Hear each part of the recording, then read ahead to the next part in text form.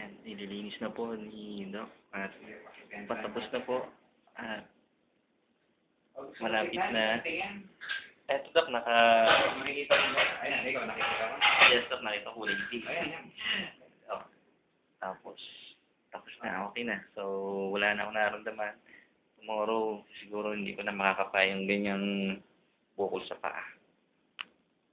Medyo malaki din. Mga 5 mm. Tatalian na Siguro lang. tihaya. Tihaya nga ako Doc eh.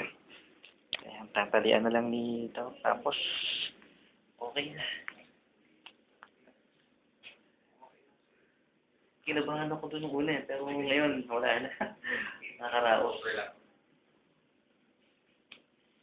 Ayan, siguro mga mamayang 9 o'clock, wala na yung anesthesia. Hindi na lang ako ng painkiller.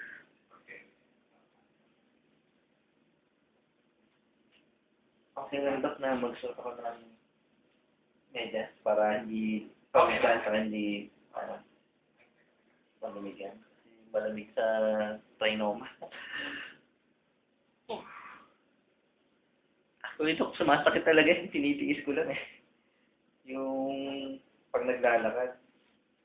Sumasakit na rin? Oo.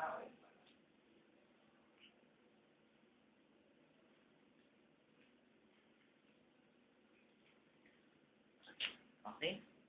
Pwede nang ilakad para ma-dicing.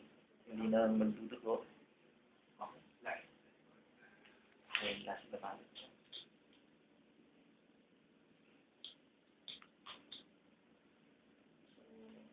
Monitor operation sa medical city. Okay, no?